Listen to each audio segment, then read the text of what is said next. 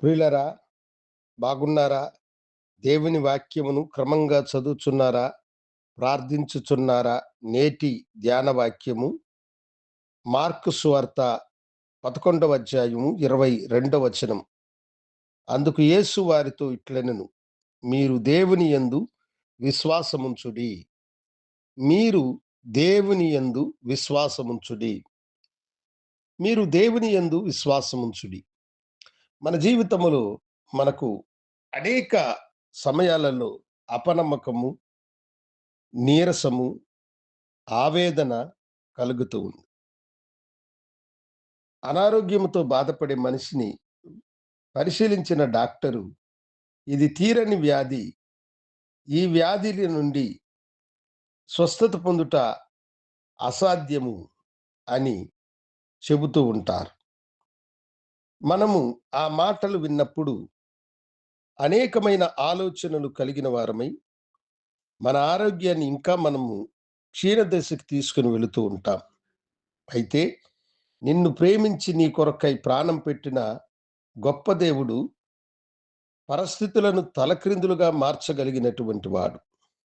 ఆయన చేయదగిన కార్యమును ఏ మనుషుడు కూడా మార్చలేడు. అందుకని మీరు దేవుని యందు విశ్వాసం ఉంచితే నీ వ్యాధిని దాని వేర్లతో సహా పెరికి పారివేయగలిగిన గొప్ప దేవుడు ఆయన. ఎందరో దీనులను కనికరించి కాపాడినటువంటి మహాగణుడు ఆయన. తీరని క్యాన్సర్ వ్యాధులను బాగు చేసిన వాడు, కుంటి గుడ్డి వారిని స్వస్థపరిచిన మహాదేవుడు ఆయన. నీ అనారోగ్యములో నుండి నీకు విడుదలనిచ్చేటువంటి గొప్ప దేవుడు.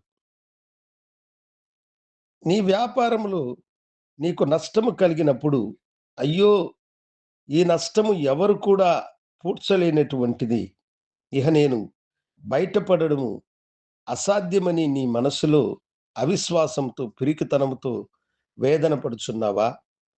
ఈ దినము ప్రభు నీతో అంటున్నాడు, ఆయన దేవుని యందు విశ్వాసముంచుము, దేవుని యందు విశ్వాసముంచుము.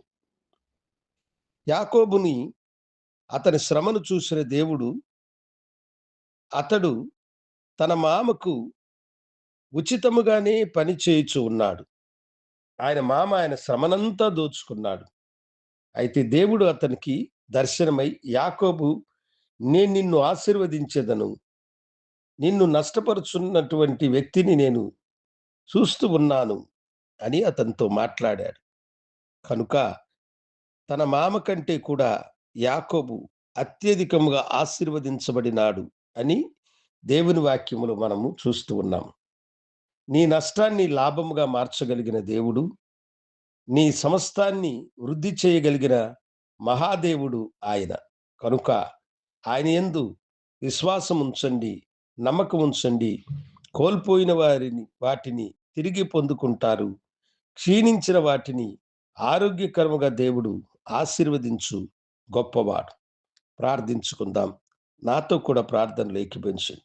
గనుడా, కన్నీళ్లతో బిడ్డలు నీ సన్నిధిని వెదుకుచున్నారు. వారి వ్యాధి నుండి వారిని స్వస్థపరచండి. వారి నష్టమును లాభముగా మార్చండి. వారి అవమానములకు ప్రతిగా రెట్టింపులైన దీవెనలు అనుగ్రహించి ఆశీర్వదించమని యేసు నామమున అడిగి వేడుకొంచున్నాము తండ్రి. ఆమేన్. శుభోదయం. ప్రభు మిమ్మలను దీవించునుగాక.